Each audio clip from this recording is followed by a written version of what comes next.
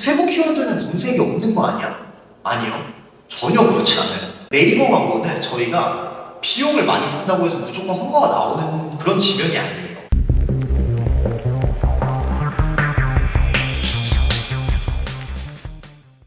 안녕하세요. 퍼프맨입니다. 오늘은 제2강 네이버 광고의 유일한 생존 전략 파트입니다. 일단은 제가 1강에서 말했다시피 네이버 광고는 지금 굉장히 클릭당 비용에 대한 경쟁이 너무 심화되어 있는 상태예요. 그러니까 반대로 네이버 광고에서의 생존 전략은 쓸데없는 비용을 사용하지 않으면서 딱 판매가 발생할 수 있는, 또는 우리가 판매가 발생하지 않더라도 유의미한 광고 비용만 집행을 하는 게 생존 전략이라고 보시면 돼요.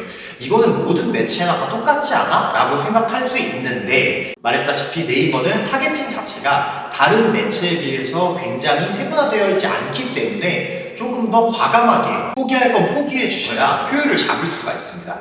그러면 네이버에서 지금 비용을 저희가 아낄 수 있는 방법, 그리고 가성비 좋게 광고를 집행할 수 있는 방법이 뭐냐? 첫 번째는 타겟입니다. 네이버에서는 유일하게 지금 사용 가능한 타겟팅이 성별, 연령, 노출 매체 정도가 있어요. 시간대 타겟 이런 것도 가능하지만 사실 시간대를 타겟한다고 해서 무조건 판매가 안 나온다 나온다를 업체마다 좀 차이가 너무 크다 보니까 지금 이 부분은 생략하고 넘어갈게요. 성별, 연령 이 두 개는 한파트로 봐주시면 되는데, 그럼 어떻게 성별, 연령에 대한 타겟팅을 설정하냐? 여러분들이 광고 시스템이 있으시다고 하면은 광고 시스템에 들어가서 광고 그룹까지 들어가 주시면 타겟팅 탭 추가라는 버튼이 있어요. 클릭해 보시면 성별, 연령, 시간대를 설정을 하실 수가 있는데, 이쪽에서 저희가 입찰 가중치라는 것을 확인을 할 수가 있습니다. 입찰 가중치가 뭐냐? 저희가 가중이라고 하면은 무게를 더 주는 걸 가중이라고 하잖아요. 비중을 어디에 더 줄 거냐를 선택을 하는 건데, 쉽게 설명을 하자면 저희가 남성의 입찰 가중치 100%, 여성의 입찰 가중치 100%, 이게 기본값이에요. 근데 저희가 입찰가를 1,000원으로 설정을 했어요. 그러면 당연히 둘 다 100%니까 남성도 1,000원의 입찰가로 노출이 되고 여성도 1,000원의 입찰가로 노출이 되는 거예요. 그런데 만약에 제가 남성 쪽에서는 성과가 굉장히 좋아요. 근데 여성 쪽의 성과가 되게 안 좋은 거예요. 그러면은 남성 입찰 가중치는 120%, 여성 입찰 가중치는 80%로 설정을 했다고 가정을 해봅시다. 그러면 상품의 입찰가는 1,000원으로 설정했는데 남자 소비자한테는 1,200원의 입찰가로 노출이 되고, 그러니까 1,200원의 순위로 노출이 되고, 클릭했을 때도 1,200원이 부과가 되는 거예요. 근데 여성한테는 800원의 입찰가로 노출이 되는 거죠. 클릭했을 때도 당연히 800원만큼만 과금이 되는 거예요. 그렇다라고 하면은 저희는 딱 한 상품을 판매를 하더라도 우리가 성과를 더 많이 낼 수 있는 남성들한테 집중해서 광고를 집행하고, 판매가 안 나오는 여성한테는 비용을 좀 세이브하는 거죠. 이런 식으로 저희가 타겟팅에서 비용을 좀 아끼고 저희가 원하는 타겟에 조금 더 공격적으로 집행하는 게 가능합니다. 연령대도 동일해요.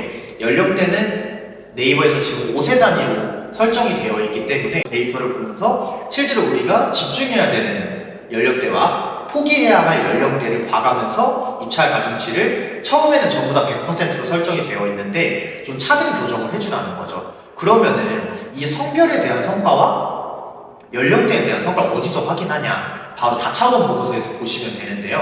다차원 보고서에서 저희가 성별, 연령, 성과는 30일까지만 측정이 돼요. 그러니까 지난 30일의 성과를 봐주시면서 우리 연령과 성별을 봤을 때 어느 연령대에서 판매가 잘 나오고 또는 안 나오고, 성별도 똑같이 어느 성별에서 판매가 잘 나오고 또는 안 나오고를 확인해서 그에 맞춰 움직여 주시면 됩니다. 그리고 두 번째 타겟팅 방법은 노출 매체인데요. 대표님들이 요즘에는 굉장히 광고 지식이 좀 풍부해지신 편이다 보니까 되게 상향 평준화가 됐어요. 그래서 PC랑 모바일이 나눌 수 있다, 이 정도는 다들 알고 계시거든요. 그런데 아직도 놓치고 계시는 것들 중에 하나가 통합 검색 지면과 쇼핑 검색 지면, 또는 이제 최근에 네이버에서 많이 이제 밀고 있는 AI 추천 지면에 대해서는 좀 놓치고 계신 분들이 아직도 좀 많아요.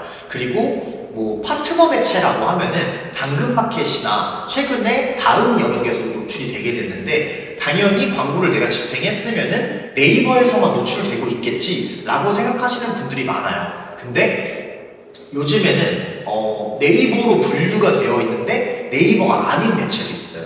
이게 무슨 말이? 지금 같은 경우에는 지금 네이버의 플랫폼으로 분류가 되어 있어요. 네이버가 이 줌이라는 플랫폼을 인수해서인 것 같은데 아무래도 그렇다 보니 저희는 원하지 않더라도 네이버로 분류가 되어 있기 때문에 따로 일일이 필터링을 해주셔야 돼요. 이런 식으로 어쨌든 저희가 노출되는 매체가 네이버 광고 안에서 굉장히 다양한데 이 중에 성과가 발생한 지면만 찾아서 광고를 집행해 주시는 겁니다. 반대로 말하면 성과가 발생한 적이 없는 지면들은 노출을 제외해 주시는 거예요. 이걸 또 어디서 확인하냐? 당연히 아까랑 똑같겠죠. 다차원 보고서에 들어가서 매체별 성과를 확인해 주시면 됩니다. 여기서 실수를 많이 하시는 게 매체를 그냥 일괄로 다 꺼버리시는 분이 있어요. 근데 생각보다 타매체, 그러니까 파트너 매체에서도 성과가 발생하는 그 카테고리들이 있거든요. 뭐 특히 전자제품, 뭐 PC 주변기기 같은 경우에는 다나와 쪽에서 성과가 발생하기도 하고 또 약간 육아 카테고리 같은 경우에는 약간 맘카페가 많이 형성되어 있는 지면에서 판매가 발생하기도 합니다. 그러니까 나는 무조건 네이버에서만 노출하면은 문제 없을 거야 라고 생각하는 건 큰 오산이세요. 만약에 여태까지 네이버에서만 주구장창 집행을 하셨더라면 네이버 외의 지면에서도 한번 테스트해 보실 것을 추천드려요, 저는. 그리고 성과가 발생하는지 안 하는지를 명확히 판단하고 그 뒤에 그 매체를 죽일지 살릴지를 저희가 결정을 하는 겁니다. 제가 지금 첫 번째 성별 연령, 두 번째 노출 지면 필터링에 대해서 말씀을 드렸는데 세 번째는 대표 키워드와 세부 키워드에 대한 얘기예요. 대표 키워드에서 비용을 집행했던 이런 방식이 이제는 세부 키워드에 집중해야 되는 방식으로 넘어왔습니다. 어떤 말이냐면 제가 침대를 예시로 말씀을 드릴게요. 침대 하면은 제일 먼저 제가 지금 예시를 들자마자 침대라는 단어를 말을 했잖아요. 이런 식으로 어떤 특정 상품군 또는 어떤 서비스에서 가장 먼저 떠오르는 검색량이 엄청나게 많은 하지만 세분화되어 있지 않은 키워드 침대 이 두 글자로 된 키워드가 바로 대표 키워드예요. 그럼 세부 키워드는 뭐냐? 침대를 사용할 사람이 조금 더 내가 원하는 니즈가 포함되어 있는 키워드라고 생각을 해주시면 되는데 뭐 예를 들어서 자취방 침대 또는 1인용 침대, 접이식 침대, 뭐 원목 침대 매트리스, 저상형 침대 이런 식으로 상품을 구매할 사람들이 충분히 고려하고 검색을 하는 키워드예요. 그렇다 보니까 당연히 검색량은 떨어지겠죠. 하지만 저희 입장에서는 손해볼 게 없어요. 왜냐면 네이버 광고는 저희가 비용을 많이 쓴다고 해서 무조건 성과가 나오는 그런 지면이 아니에요. 검색 플랫폼이기 때문에 검색을 어떻게 하느냐에 따라서 이 소비자가 구매를 할지 안 할지가 갈리는 매체이기 때문에 애초에 침대라고 검색한 분들은 구매를 할 의사 자체가 부족하신 분들이 굉장히 많아요. 물론 거기서도 구매가 발생하긴 하겠죠. 검색량이 많으니까 그럴 수도 있어요. 하지만 모든 대표님들이 침대라는 키워드의 검색량을 전부 다 감당할 수 있을까요? 절대 불가능하거든요. 제가 실제로 집행하고 있는 대표님들 중에도 가구업체가 굉장히 많은데 가구업체들은 대부분이 세부 키워드만 집행하고 있어요. 왜냐? 세부 키워드의 검색량도 어마무시합니다. 그러니까 세부 키워드라고 하면 다들 착각하시는 게 세부 키워드는 검색이 없는 거 아니야? 아니요. 전혀 그렇지 않아요. 오히려 요즘에는 소비자분들도 영리해졌기 때문에 대표 키워드의 검색량이 줄어들고 있는 추세고 세부 키워드의 검색량이 늘어나고 있는 추세예요. 뭐 당연히 대표 키워드 완전히 따라잡을 수는 없겠죠. 왜냐면 단순 검색이라는 게 있으니까 별 생각 없이 저희도 모르게 그냥 검색하는 키워드들이 너무 많잖아요. 그렇다 보니 대표 키워드의 검색량은 압도적으로 높을 수밖에 없어요. 하지만 세부 키워드의 검색량은 만만치 않다. CPC를 봤을 때도 대표 키워드가 CPC도 아직도 높아요. 그만큼 눈먼 광고를 하시는 분들이 굉장히 많다는 얘기인데 대표 키워드의 클릭당 비용이 만약에 뭐 5,000원이라고 하면은 세부 키워드는 거의 뭐 3,500원, 3,000원대에서도 많이 구성이 됩니다. 그렇기 때문에 뭐 예를 들어 극단적인 예시를 제가 들어볼게요. 대표 키워드로만 광고를 집행하시는 분이 있다고 하면 그분은 1000클릭을 받아요. 1000클릭을 받고 100만 원의 비용을 써서 10개의 전환이 만들어집니다. 10개의 판매가 발생하는 거예요. 그러면 세부 키워드로만 광고를 집행하시는 분은 클릭수는 확 떨어지겠죠. 검색량이 줄어드니까 300클릭을 받는 거예요. 300클릭밖에 받지 않는데 전화는 똑같이 10건이 발생해요. 그래서 제가 아까 뭐라고 했죠? CPC도 떨어진다고 했잖아요. 그러니까 비용은 25만원, 30만원 밖에 집행이 안 된다는 얘기예요. 그러면 저희 입장에서는 굳이 100만원이란 비용을 투여해서 10개의 전화를 만드는 게 좋을까요? 30만원의 비용만 써도 25만 원 비용만 써도 10개의 전환이 나온다고 하면은 25만 원만 쓰는 게 나을까요? 당연히 후자겠죠.